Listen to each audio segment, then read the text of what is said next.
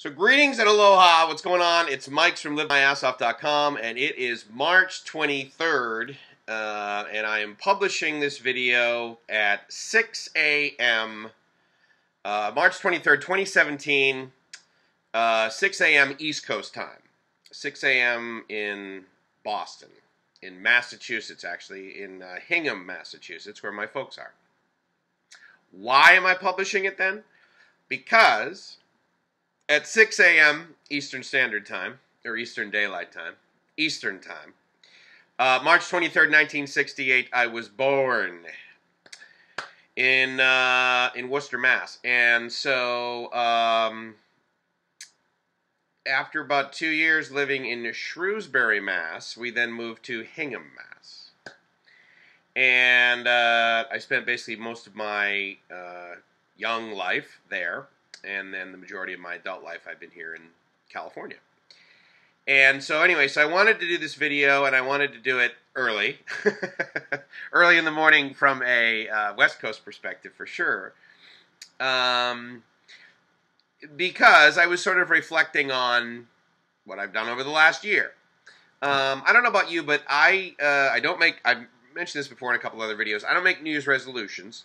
But what I do is I reflect back on the previous year, and I take a look at what I've done, and I make a list of the top 10 things that I'm really proud of, and I sort of really reflect on that. And I actually did a video on that when I was in Vietnam, when we were on the island of Pho Quoc. So I'll actually put a link to that here because it might be of interest to you as an exercise to do annually. But what I'm doing today, as I turn 49, is I am reflecting on the last year of my life. And last year when I turned 48, 48 was an interesting year numerically, because when I was 48, I was 24 years sober. And so you could argue that half of my life I was clean and sober.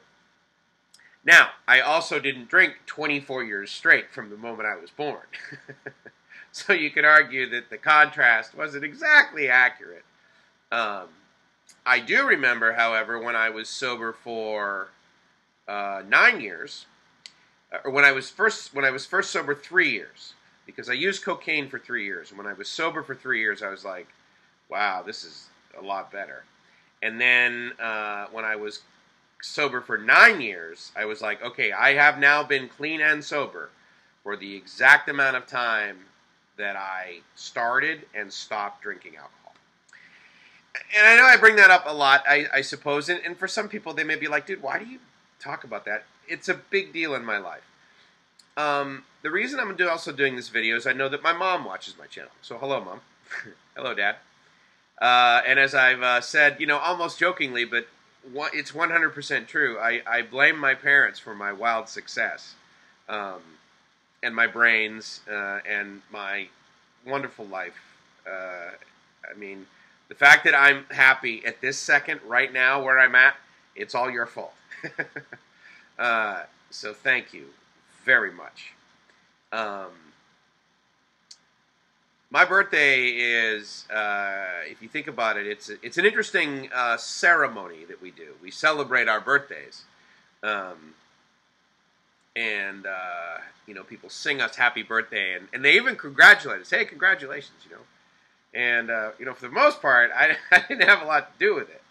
And so what I like to do is I sort of like to reflect back on the last year of being with my mom and my dad, and the experiences that we've had together. Now, they haven't been a lot. I mean, unfortunately, the last time I was home was in May, so that was about 10 months ago. And now I talk to my parents frequently, which is great.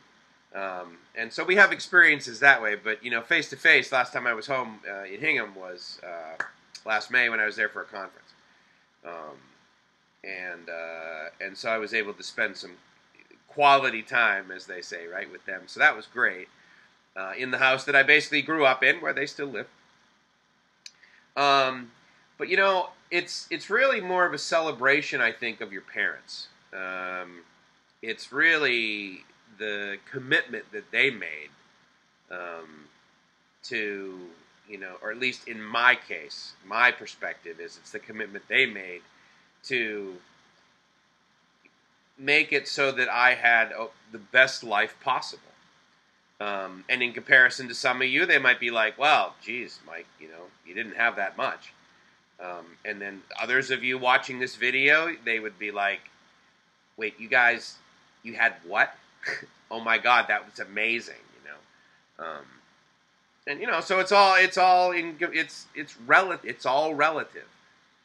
Some people that live down the street from us, where I grew up, had less than we did, and some people had more than we did. And I'm not just talking about like stuff in cars and grass and that sort of thing, Although I would submit to you that I don't think any kids had any more love than me, or opportunity or support.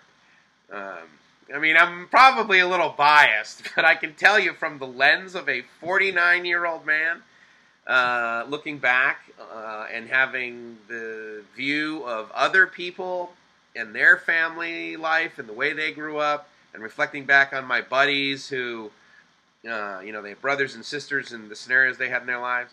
I don't know, I'll tell you. I mean, I had some really good friends. I mean, like Brian and Rob and John and, my crew, right?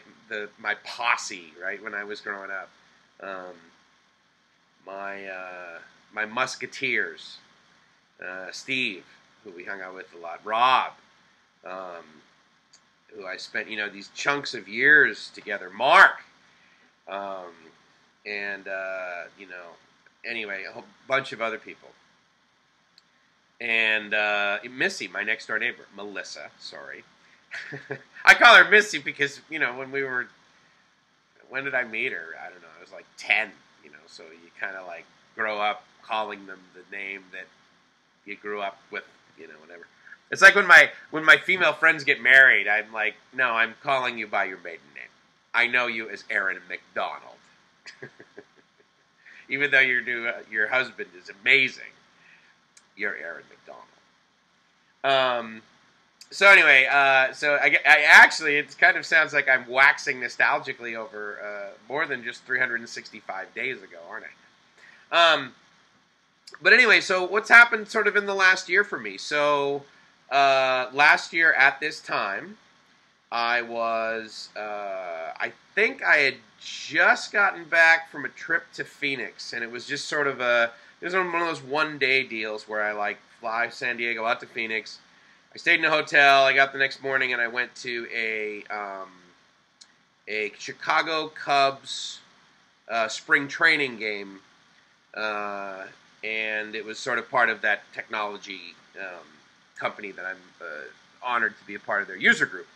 And so I was meeting with some customers and that sort of thing, guys they basically do what I do at USD, where they work in IT, but they do it for other organizations. So, Apollo Group, which maybe most of you know their brand, the University of Phoenix, American Express, everyone knows American Express. They have offices all over the place, but their main IT offices are in Phoenix. One of their main. They have more than just the one office, but. In any case, so I was talking to those guys, and then I got home, and then I just sort of, reflected on my birthday. I do know that I talked to my mom and my dad, so that was pretty cool. And then I just sort of started traveling. May, June, July, are in the end of August, then September, then into October. Those are all convention months for me. So I have usually one trip a month where I go to a conference. So why do I bring that up? Well, because if I reflect back on it, I mean, a lot of you may be in the Western world like I am. A lot of your life is consumed by probably work and family, right? And free time and whatever your family is. For me, in the last year, my family has, of course, been my mom and dad, but it's also been Gracie, because I met her it's March now, so 14 months ago. I met her at the middle of January, last year, 2016, in Boracay. And so we've been chatting literally like every single day. And it's not like one of those deals where it's like, oh yeah, we talk every day. Well, what does that mean? I check in with her about every 3 or 4 days. No, like we talk like every day, every morning, every night. I think honestly, the longest I've gone without just sort of chatting with her. And I mean, sometimes we don't talk long. It's just like, hey, how's it going? I'm good. I'm up. What are you doing? Oh, I'm doing this. And it's just like checking with each other. It's nice. It's actually, it adds a lot of value to my life. And so I'll soon be in the Philippines seeing her, and I'm really excited about that. Obviously to spend time with her, but also for us to show you guys some more of the Philippines. I would submit that my videos when I'm walking around on vacation. I mean, I'm always working, but certainly I'm on vacation more when I'm over there. But we're trying to develop some businesses over there, so it's a little bit of work too. And then I'm always online, right? So I'm always available to USD, always doing that IT job. And so so that was a great growth experience, and that was an expansion of my family, my immediate family, my girlfriend, and the plans that we have to to spend more time together, and for me to spend more time over there. And then the year sort of ended with a couple more trips over there. My annual trip to Barcelona for another conference, IT conference, and then explored Vietnam for the first time. Never been to Vietnam. Never been to Kuala Lumpur. Never been to Singapore. And so that was pretty amazing. And a lot of you watching these videos. I mean, a lot of the videos, a lot of the channels that I subscribe to are guys that are expats and that are traveling and going around. So by me saying this, some of you might be like, oh yeah, big guy, you've been to Singapore, and then I'm sure there's other people watching this going, yeah, Mike, I go to Singapore every weekend. Like, what the hell's your problem? or Mike, I work in Singapore, I vacation in Thailand, just like you, for a 2-hour flight. And then there's some people that probably live in Phoenix that say, yeah, I vacation in San Diego. And I'm sure there's some people that live in San Diego that say, oh man, I'm so sick of that place. I go to, you mentioned going to Phoenix for spring training. Oh my God, that's where I like to go. I can't believe you only stayed there one day. What the hell? So, it's just interesting. I think a lot of the theme of what I've been sharing about and reflecting on and journaling on, video journaling, vlogging, blogging, on this year so far, 2017, has been the contrasts. Because it was very difficult for me to sort of even see the contrast living here in my bubble in San Diego and doing the same thing every day. It's not like it's bad. I mean, trust me, it's like, oh my God, I go to the same silly meeting every Saturday. Yeah, no kidding, it saves my life. I'm willing to do that. I like that meeting. And the funny thing though is that you got to get up. I had to get out of my norm here, air quotes, living in a van down by the river. I had to kind of get out of this and go elsewhere. And if there's anything I can take from the last 364 days and share it, it's that there are so many opportunities for learning. And for me, lately, the really exciting learning for me has been going to other cultures and to other countries and learning how other people learning how other people live, and then learning how to add value there. Not necessarily add dollars, right? But I'll tell you, lately, for me, and again, I work in higher ed, so shocker that this is my default setting.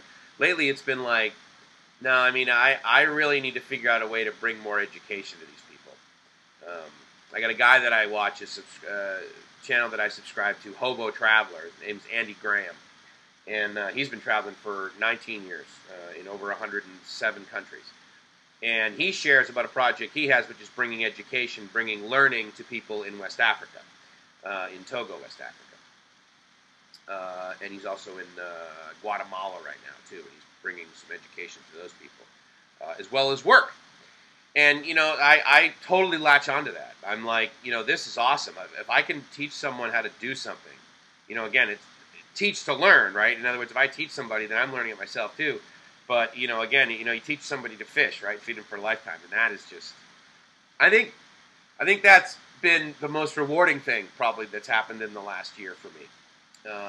is that I have been able to share education with someone. Not necessarily my own knowledge, but I've been able to give someone the ability to like go learn something. And that doesn't mean that I like paid for someone to go to college. But as an example, we were talking with 2 college students. We stayed in their condo when we were in Vietnam, when Grace and I were in Ho Chi Minh City. And they were renting us their condo, and they were college students, and it was just so great to learn how they were learning, and totally encourage them, because if you don't know, higher education in the United States is pretty well respected in a lot of other countries. Many other countries. I mean, I think if you're basically going to Oxford in England, then you're probably judging like the University of Arkansas or something like that, or you're judging it, or you might be like, University of San Diego. What are you taking, like underwater basket weaving or surfing or whatever? Oh my God, wait, it's California. Isn't that where Stanford is? Oh, okay. Oh, but you're not going to Stanford? Oh, but for the most part, it's like, no, I work at a university. I'll tell you, the students, first thing they ask me, I'm working at a university. Oh, you a professor? They have so much respect for professors in these countries, man. Thailand, Vietnam. I mean, literally, it's like, what do you do? Oh, I work at the University of San Diego. Are you a professor? These 2 students from Vietnam. And I said, no, I'm not a full professor. I am a part-time lecturer.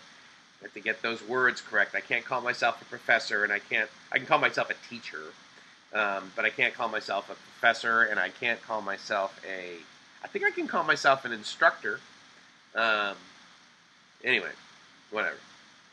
It's just something about higher ed. They have these little words, that you earn. You absolutely earn, and a lot of it is by being a PhD, getting your PhD, and then teaching back. So, anyway, again, it's early, and so I just kind of wanted to share that for those of you that have that are in my life, thank you. For those of you that have subscribed to my videos, I humbly hope that I'm adding value.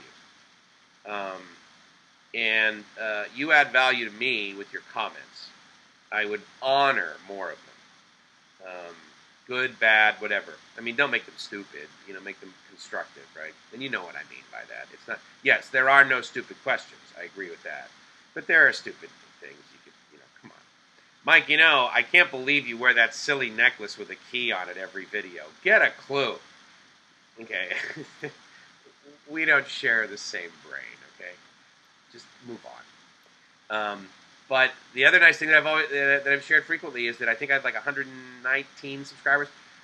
I think I know all of you, and I would label us as being friends, whether it's just through like Facebook, because we met each other through someone else's channel, or it's friends that I have a great deal of intimacy with, and I don't mean sexual intimacy, right? Like the actual intimacy. I mean, we share like life challenges, and then Gracie, who I'm in love with, and my mom and my dad, and some other buddies like Rike in the Philippines, who absolutely has become a great friend. And we joke around a lot too, but we like bounce each other off and bounce ideas off each other. That's really great. And my buddy Rob and Kev, who are in Thailand, and my buddy Eddie. I have no idea, Eddie, whether you're subscribed to this channel, but if there's one reason I am any degree of international and have the passion I have for traveling elsewhere, I blame Eddie Fisher. He was telling me for 14 years, Mickey, you gotta come to Thailand. You gotta come to Thailand. He would show me these pictures. Look at how awesome this is. Look at how beautiful this is. Look at this amazing person. Look at this amazing thing. Oh my God, they have meetings there. Oh my God, there's the blah, blah, everything's so great. Yeah, there's imperfection, but you gotta come, gotta come, gotta come, gotta come. I came. I finally came, man. I finally came. December of 2012 or 2013, something like that. I got my butt on a plane and I got to Thailand, and I never looked back. I don't know if I shared with you guys just a quick story about that. I landed in Bangkok, and I landed there at about 12:30 in the morning, and I'd never been to anywhere over there. And I'm like, oh my God, Southeast Asia, what can I expect? I'm going to be in Bangkok, Thailand. I have no clue. I'm staying at the Marriott. I need a known quantity. I'm taking a taxi from the airport right to the Marriott, and I'm going to my room, and I'm going to be like, oh my God, now what do I do? I'll wait till the sun rises, and then I'll step outside like really timid, was what I was thinking.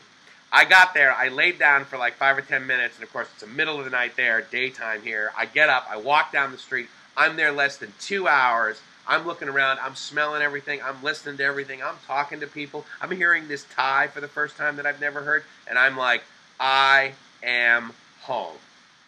I am moving here. And at the time, of course, I thought I'm moving here to Bangkok, which quickly changed when I moved down to the next city near the beach.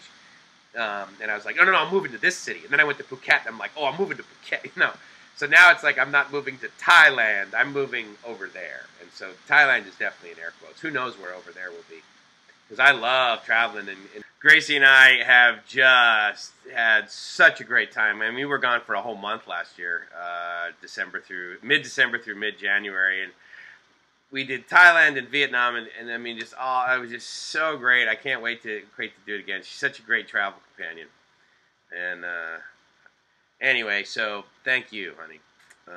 You make my life freaking amazing. So thanks. And then, the other final thing I will say, because there's a bunch of people, right? But I got to say that my life would not be as spectacular as it is if it weren't for two more people. One of them is Bill, my sponsor, my mentor, my second dad, my older brother, one of my best friends, someone who I have always felt is physically taller than me, who I look up to, and he's shorter than I am. I don't know if that means anything to you guys, but anyway, he's an amazing man in my life.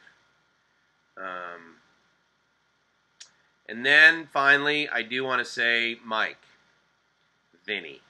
G.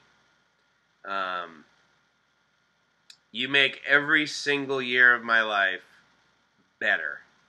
Every single year. It's not like it's just kind of up and down, like, oh yeah, last year was a down year, but no, dude, every year you make it better. And he was over here the other day, and we were thinking, me, him, and our other buddy Johnny B, we're all going to be 25 years sober this year. And John recently, a couple months ago, he got 25 years. I get 25 years in May. Mike gets 25 years in November. And and we're all in our late 40s, early 50s, something like that. I think Mike's 1 year older than I am, so he may already be 49. And I think Johnny's our age. But regardless, it's like we're all the same age. We're all 20. We're big kids, right? So anyway, I was just a few, little things just a few things that I wanted to say. This is a longer video than I normally post, but I got to tell you that I hope that watching and or listening to this gives you some degree of pause, some degree of desire to reflect, and possibly the encouragement to reach out to someone who you have not told them that you love them recently.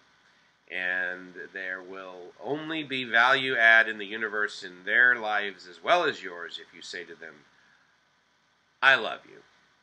Mom, Dad, Bill, Mike, Eddie, Gracie, I love you guys. Thank you so much for being in my life for one more year. Happy birthday. I'm living the dream. I'm not doing it wrong. And I'm 49.